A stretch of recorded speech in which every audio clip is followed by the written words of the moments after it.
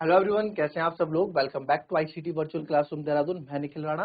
Class 8 9th का अपना maths का टॉपिक जो है रेखा और कोण यानी कि लाइन एंड एंगल्स, इसको हम कर रहे हैं। बहुत इंपॉर्टेंट ये चैप्टर है, इसको आप समझ लीजिए। बहुत ही इंपॉर्टेंट चैप्टर मैं बोल रहा हूँ आगे आने वाली चैप्टर्स के लिए और आगे आने वाली क्लासेस के लिए भी। तो चलिए अपनी क्लास शुरू करेंगे। शुरू करने से पहले हमेशा की तरह थॉट ऑफ द डे लेके चलते हैं। तो आज का थॉट ऑफ द डे है बच्चों, our best teacher is our last mistake. हमारा सबसे अच्छा शिक्षक हमारी आखिरी गलती होती है। तो बच्चों, जो भी आपकी रिसेंट लास्ट मिस्टेक होगी, हाल में ही जो आखिरी मिस्टेक है उसी की मैं बात कर रहा हूं। तो उससे आपको कुछ ना कुछ, जो भी आपकी आखिरी गलती है उससे आपको सीखना चाहिए, ना कि आपको डिमोटिवेट होके या फिर उसको मतलब इग्नोर करके आगे बढ़ो, बल्कि उससे सीखो क्या हमसे गलती कहाँ हो गई, क्यों मुझसे गलती हो गई, क्या मुझसे नहीं होना चाहिए था जिससे मैं चीज मुझे अचीव नहीं हो पाई। तो उस पर वर्क करना है कि जो हमें आगे हमसे ऐसी गलती ना हो। तो सबसे अच्छा शिक्षक है, वो सबसे अच्छी सीख दे देती है हमारी गलती कि हमें क्या करना है और क्या नहीं करना है। तो चलिए अपनी क्लास कंटिन्यू करेंगे। एंड कल जो हमने कल हमने एक क्वेश्चन किया था, है ना, 5x 7x वाला, प्रतिच्छेद करती है, ये वाला क्वेश्चन किया था। और इसको दो तरीके से आपको करके मैंने बताया कि इस क्वेश्चन को हम दो तरीके से कर सकते हैं। क्या करा, पहला देखो। पहले वाला आप देखोगे कि हमें पी ओ आर और R O Q P O R O Q R O Q 5:7 यानी 5:7 लिया था। तो जब भी हमें कोई चीज अनुपात में दी होती है उसको हम एक्स ले लेते हैं। तो इसको मैंने 5x और 7x ले लिया। अब हमने देखा कि सर, क्योंकि ये वर्टिकली अपोजिट एंगल है तो ये 5x है तो ये भी 5x होगा, आर ओ क्यू 7x है तो पी ओ एस भी 7x होगा। वो हमने यहाँ पे बता दिया। ठीक है, फिर हमने देखा कि सर इन सब का अगर सम कर देंगे पूरे का, 7x plus 5x plus 7x plus 5x, चारों को अगर हम जोड़ देते हैं तो 360 डिग्री मिलता है। तो ये रहा 360 डिग्री। इसको सॉल्व किया, x की वैल्यू 15 आई, उस x की वैल्यू को हमने यहाँ डाला और हमें हमारे आंसर मिल गए 105 और 75। फिर दूसरा तरीका आपको ये बताया मैंने कि 7x और 5x तो हमने माना ही था, ये पूरा एंगल मिलके, ठीक है, पूरा एंगल मिलके 180 डिग्री बना रहा है। तो लीनियर पेयर ऑफ एंगल, इससे भी हमने इसको सॉल्व कर दिया। ठीक है, अब नेक्स्ट क्वेश्चन देखते हैं। फिर हमने ये क्वेश्चन भी किया था कल। ठीक है, lines A B and C D intersect at O पे इंटरसेक्ट कर रही है। एओसी बीओई 70 डिग्री है ना, एओसी और बीओई 70 डिग्री है और बीओडी 40 डिग्री है। तो उसको हमने आपको बताया। तो यहाँ पे हमने इसको एंगल और एंगल 2 मान लिया, इन दो को प्लस करके 70 डिग्री था वो हमने यहाँ पे linear pair of angle use किया, वैल्यू निकाली and we will get our answer. ठीक है, जिसको नहीं कल के क्वेश्चन में दिक्कत है वो आपको पूछ ले। चलो फिलहाल ये वाला क्वेश्चन करो। Line X Y and M N, जो एक्स वाई लाइन है और एम एन लाइन है, इंटरसेक्ट यानी कि प्रतिच्छेद करती है ओ पे। तो angle P O Y 90 degree है, पी ओ वाई यानी कि 90 डिग्री है। और ए इज टू बी का अनुपात यानी कि इनका अनुपात 2:3 हमको दे रखा है। तो आपको सी एंगल फाइंड करना है। ठीक है, तो चलिए जरा कैसे आप करेंगे इसको फटाफट बताओ। I will give you 2 minutes, फटाफट इसको सॉल्व कीजिए और बताइए।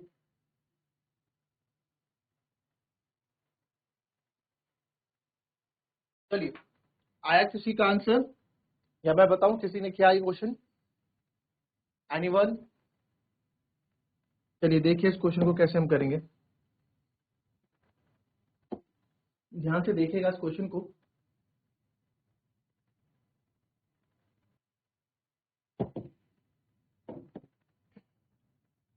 हमें बोला गया है पी ओ वाई 90 डिग्री दिया गया है ना।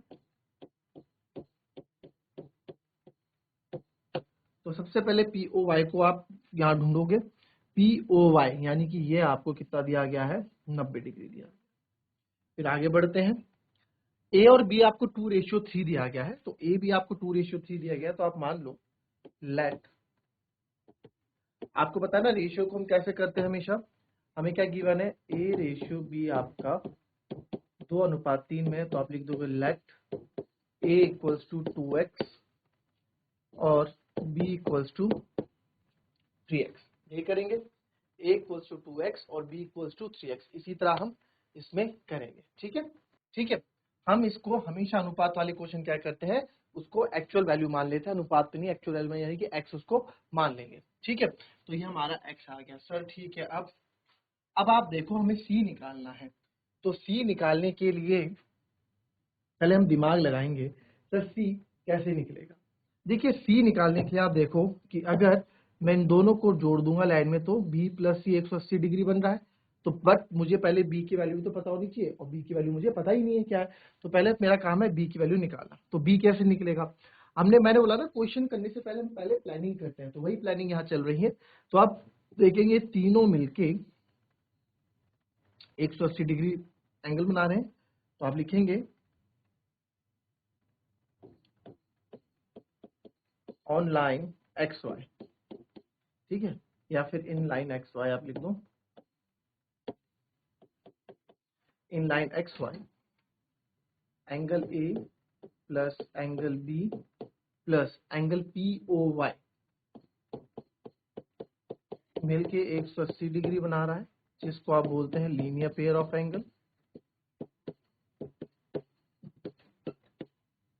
तो एंगल ए हमने 2x माना है, बी हमने 3x माना है, और पी ओ वाई हमारे पास 90 इक्वल्स टू 180।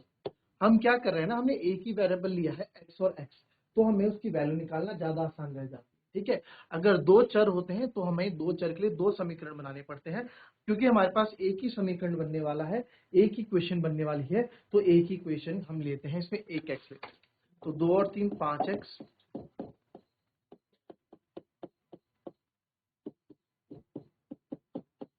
180 90 उधर चले जाएगा बच्चों, माइनस का 90 हो जाएगा, तो 5x बराबर 90।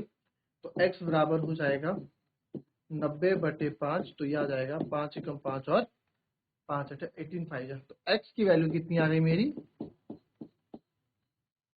x की वैल्यू बच्चों 18 आ गई। ठीक है, x की वैल्यू 18 आ गई। तो अब कैसे करेंगे सर इसको आगे, अब देखिए अब यहाँ पे कैसे हम इसको करने वाले। x 18 आया, बट भाई हमारा आंसर नहीं आया, अभी केवल x 18 आया है, हमारा आंसर नहीं आया है। तो देयरफॉर आप लिखेंगे a बराबर 2x, यानी कि 2 इंटू 18, यानी कि 36 डिग्री। a तो आ गया 36 डिग्री, फिर b है हमारा 3x बराबर x की अगर रखूँ 18, और यानी कि 18 और ये 14। ठीक है, 18 3 50। ठीक है सर, अब c देखते हैं, c क्या आएगा। तो अब यहाँ पे आप देखेंगे ध्यान से कि सर अब ये जो b और c हैं, जो अब ये b और c हैं, ये किस एंगल में किस लाइन में एंगल 180 बना रहे हैं, mn में, है ना। तो ऑन लाइन इसको करेंगे इन लाइन mn लाइन में हमने देखा कि b प्लस सी मिलके 180 डिग्री बना रहे हैं। b अभी अभी हमने निकाला 54, c हमें चाहिए 180, c इक्वल्स टू 180 माइनस 54, और यहाँ से c आ जाएगा, यहाँ से c आ जाएगा बराबर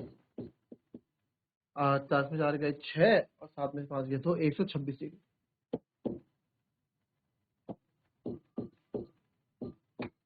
c बराबर आ गया 126 डिग्री।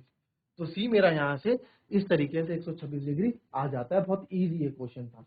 ठीक है, इसको दूसरे तरीके से बताऊंगा, वो भी इजी है। देखो पहले हमने क्या किया, हमें c निकालना था, तो हमने पहले c निकालने के लिए चीजें पहले हम सोचते हैं कि हमें करना क्या है। ठीक है, हमें अनुपात में दिया, तो मैंने आपको हमेशा बताया, एक रामबाण तरीका बताया है कि जब कभी भी अनुपात में कोई चीज दी हो तो उसको x में बदल दो, है ना, उसको एक्चुअल वास्तविक में ले आओ। ये तो अनुपात में, अब हमने इसको मान लिया a बराबर 2x है, b बराबर 3x है। फिर हमने क्या किया, क्योंकि हमने देखा कि ये तीनों मिलके 180 डिग्री बना रहे हैं, तो हमने बोला इन लाइन एक्स वाई, रेखा एक्स वाई में एंगल ए, एंगल बी और एंगल पी ओ वाई मिलके 180 डिग्री बना रहे हैं। ए बराबर 2x, बी बराबर 3x, पी ओ वाई हमको 90 दिया था, यहाँ से सॉल्व किया, x की वैल्यू 18 आ गई।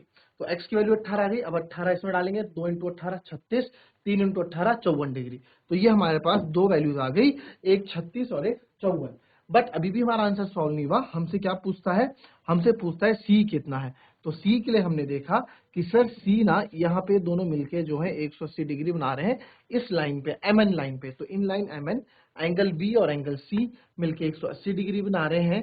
तो 54 प्लस सी, और हमने यहाँ से सॉल्व किया तो यहाँ से सी 126 आ गया। ठीक है, इसको कॉपी करो, उसके बाद दूसरा तरीका भी इसमें मैं बताता।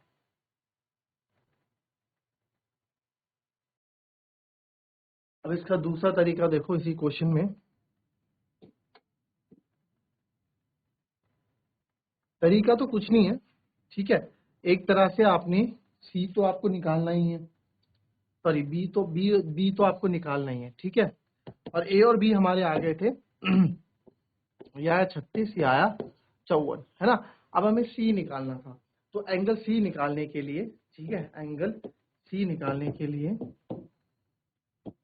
आप यहाँ देखोगे इधर जो एंगल सी है वो किसके बराबर है। अगर आप ध्यान से देखो तो जो आपका ये एंगल सी है, एंगल सी है, ये आपका इसके बराबर है, वर्टिकली अपोजिट एंगल।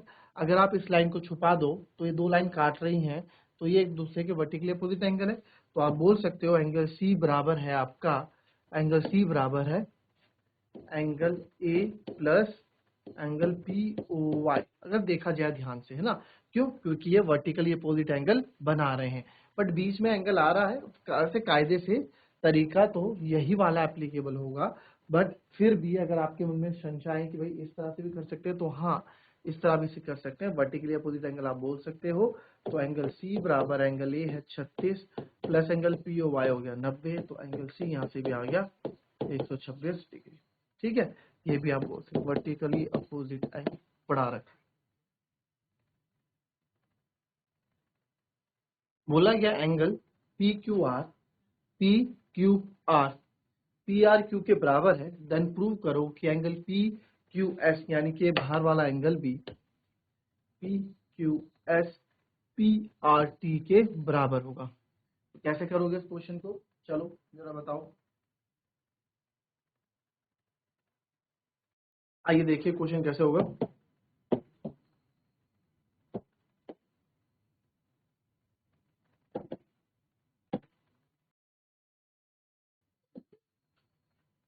ठीक है, अगला क्वेश्चन देखिए, पी क्यू आर और पी आर क्यू। अब मैं बार बार P Q R P R Q लिखने से अच्छा इसको एंगल 1 लिखता हूँ, इसको एंगल 2 लिख लेता हूँ। और यहाँ बता देता हूँ कि हम क्या कर रहे हैं। अकॉर्डिंग टू फिगर मैंने क्या किया, एंगल पी क्यू आर को ले लिया एंगल 1, और एंगल पी आर क्यू को ले लिया मैंने एंगल 2। ठीक है, एक को एंगल 1 मान लिया, एक को एंगल 2 मान लिया। और जो हमें प्रूफ करने हैं, टू प्रूव हमें करना है पी क्यू एस और पी आर टी, है ना। इसको भी मैं लेट कर लेता हूं angle 3 is equal to angle 4, इसको मैं ऐसे लेट कर लेते हैं। ठीक है, अकॉर्डिंग टू फिगर्स को 3 और 4 हमने नाम दे दिया, तो यहाँ नाम दे दो, इसको नाम दे दो एंगल पी क्यू एस, यानी कि इसको एंगल 3 दे दो और इसको एंगल 4 आप नाम दे दो। आई बात समझ में। अब आप यहाँ देखें, अब ध्यान से आप देखोगे तो आपको यह पता लगेगा कि सर जो हमारी ये लाइन है, ये लाइन लीनियर पेयर है, मतलब सीधी लाइन है, तो ये दोनों मिलके 180 डिग्री बना रहे होंगे, है ना। बिल्कुल बना रहे होंगे, तो आप लिख सकते हैं एंगल 1 प्लस एंगल 3 बराबर 180 degree, linear pair of angle.